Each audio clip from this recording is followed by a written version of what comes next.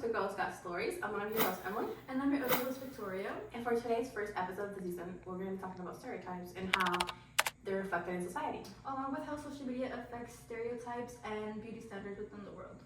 What stereotypes have you encountered or been through? Me, on social media, that's where I really get most of my experience, just because I'm on social media every day, as everybody is.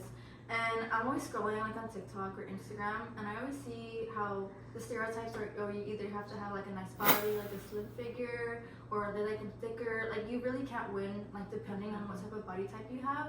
So that's like where most of my standards come from, social media. Yeah, so y'all, this is one of the reasons why we chose this topic, right? Stereotypes, as mentioned previously, because we feel that it's such a common problem in today's society, yet no one really talks about it and puts the topic really out there. And so this is one of the main reasons why we want to raise awareness, because it affects our emotional well-being, our psychological well-being, and just surrounds a lot of things that makes us who we are and that create our identities. So yeah, and I feel like a lot of women that I have met also agree with having like social media as becoming like having a big impact on them, especially like a lot of friends want to start going to the gym mainly because they see what they see online. Not even just social media, it could also be magazines as well, or even just people talking about it. I feel like many women have that issue of having to fit into the standards and the stereotypes when really it goes unnoticed most of the time. Yeah, definitely. So what kind of experiences have you encountered?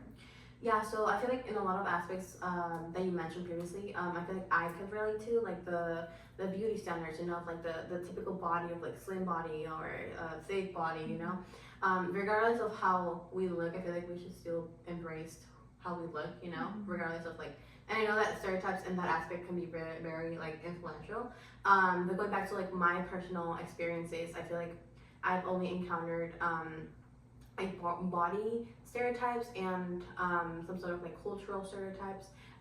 One of them being people questioning whether I'm Latina, whether I'm Asian, or whether I'm like Filipino. You know, I feel like they stereotype my identity because I don't look a certain way. So it's like it's not just about what you see on social media, right? Like I don't know if you've seen like that viral TikTok of like, oh yeah, the Latina makeup, you know, or like how Latinas dress, you know. Yeah. So I feel like people expect Latinas to look that way. Yeah. But that's a stereotype, you know? And it's like, not because I don't look like that means that I'm not Latina, you know? So yeah, it's here and there those stereotypes that like question who I am and have like definitely shaped the person that I am currently and that I want to become in the future. Yeah, I could agree with that. Along with like what you see on social media with the Latina stuff. I feel like when people don't see what they see in person versus what they see online about like, oh, you have to have pin straight hair and have like nice body to be Latina. When they see me, they're like, oh, like they usually mistake in my race as well. So I feel like I could also agree with you on that. Yeah, it affects.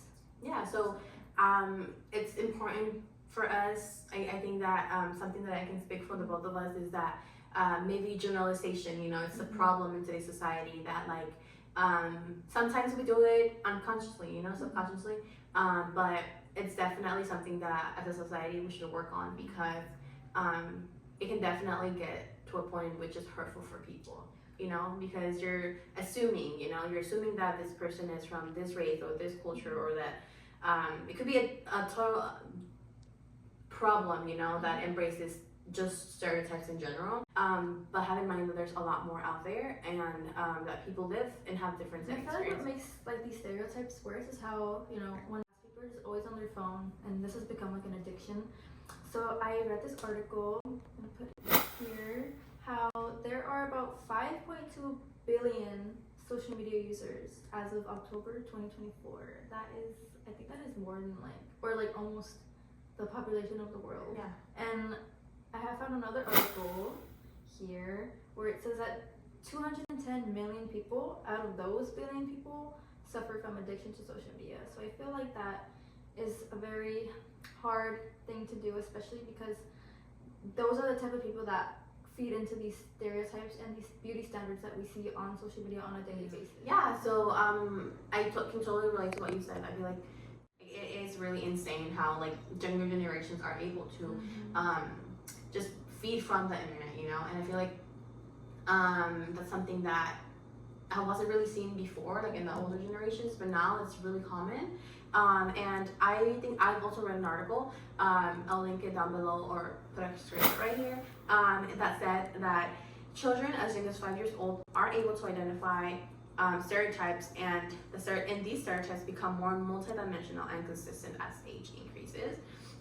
So for me, I feel like this connects to a lot of what we're talking about, because this is basically telling us, like, yeah, like kids get affected by these stereotypes, you know. Like, you could even see like the Sephora kids, what they call them, how like the 9-year-olds or even 10-year-olds running around Sephora just buying makeup, buying like this unnecessary skincare that they don't even need, which is that's what they're seeing on social media, which is the influence that these definitely the influence comes from, like, you know, the environments, what they feed themselves from, you know. And I feel like that changes who we are, definitely. Like it leaves some sort of like idea in ourselves that we have to look a certain way, we have to buy certain things to prove our worth, maybe, or to feel like we fit in. Like there's a lot of things that could be happening inside, especially inside a 5-year-old's mind, you know. It's already affecting their psychological well-being, their emotional ability to comprehend what they're feeling. And so I feel like that's really important. I feel like as a child, I did not have like the enough and of course, like we're not expecting kids to like understand their emotions, but that's why they have their families and their safe environments. But I feel like in my case, there were times in which like my emotions were not like completely validated. Actually, connecting to what we were just talking about, I also read this other article, up here, somewhere here, that says that suppressing emotions is common coping mechanism used to deal with difficult, overwhelming, or unwanted feelings. So I feel like this piece or this quote resonated with me a lot, because that connected to my childhood, you know. So it was like, this is the answer that I was looking for when I was like, I don't know, 9, 10 years old, you know, like suppressing my emotions really, it was like a coping mechanism. So like it helped me like deal with what I was going through, and which is like totally normal for kids, for even us, you know. So we are coming to an end to this podcast, but I would like to leave with a reminder for you guys to never compare yourself to other people online. You know, what you see on social media is never what it is in real life.